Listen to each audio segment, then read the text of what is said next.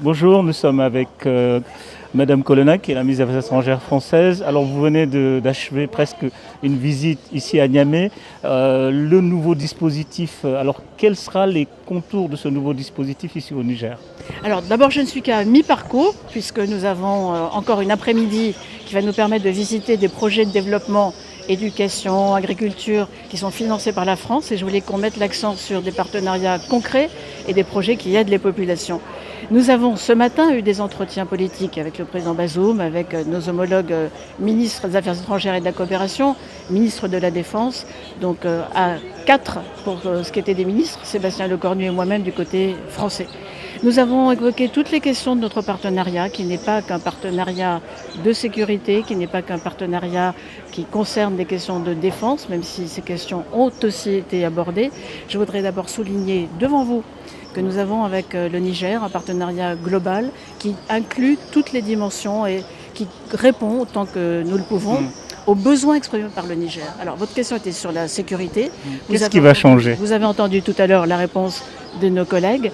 Nous sommes convenus, après que le Niger a exprimé ses besoins et ses demandes et ses attentes, il y en a eu, vous avez vu pendant la conférence de presse, qu'ils souhaitent que nous soyons à leur côté.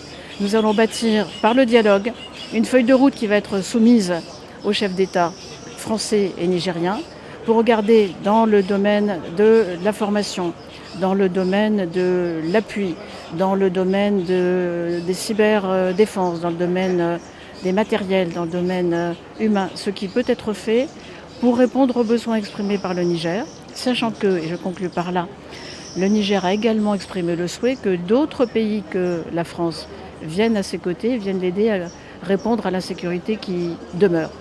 Nous avons parlé de cela aussi, et ça concerne plusieurs pays européens qu'il va falloir maintenant contacter pour regarder à la suite de la lettre du président Bazoum s'ils sont intéressés à venir également répondre aux besoins exprimés par le Niger. C'est votre premier déplacement au Sahel.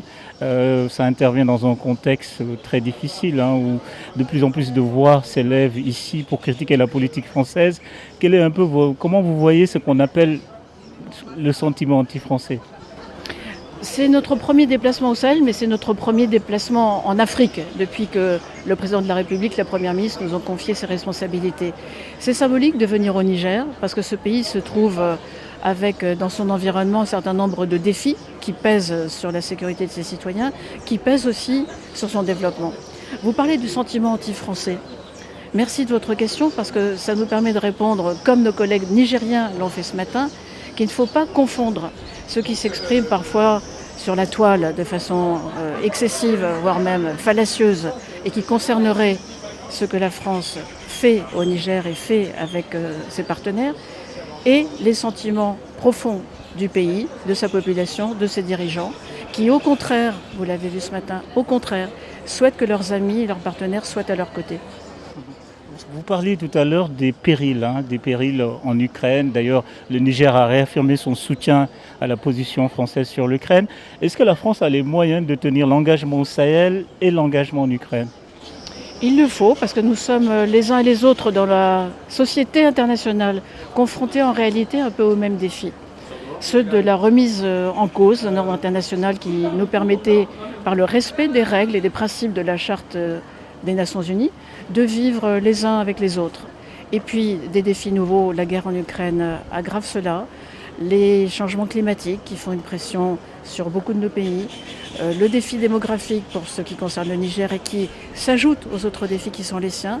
Tout ceci justifie que nous soyons plus proches, plus en dialogue et plus attentifs aux souhaits qui sont exprimés par nos partenaires, au premier rang des chefs, au premier rang desquels le Niger, comme nous l'avons fait aujourd'hui, comme nous le poursuivrons. Vraiment une dernière question. Les sanctions ont été levées par la CEDEAO contre le Mali.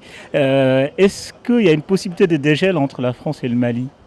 Il n'est pas tout à fait exact de dire que les sanctions ont été levées par la CEDEAO. Sanctions économiques et financières. Ça concerne la CEDEAO, ça ne concerne pas les pays européens qui maintiennent leurs sanctions. Les sanctions individuelles sur certaines personnalités maliennes n'ont pas été modifiées par la CEDEAO. Elles ne le seront pas de notre point de vue tant que la feuille de route pour la Les dates des élections sont connues, il y a une feuille de route. Il y a une feuille de route, il faudra la contrôler. Je comprends que c'est dans l'esprit des partenaires de la CEDEAO ce qui est attendu de la part du Mali. Ce que nous attendons du Mali, et qu'il adopte un autre comportement vis-à-vis de la France, qui est venue l'aider à sa demande, vis-à-vis de ses voisins et vis-à-vis de la communauté internationale. Tant que ceci n'est pas fait, il est difficile de dialoguer avec un partenaire qui ne le souhaite pas. Il a annoncé, le président Macron, une visite ici au Bénin. Nous travaillons avec le président de la République à un certain nombre de projets de visite sur le continent africain. Je vous en dirai plus dans quelques temps. Merci.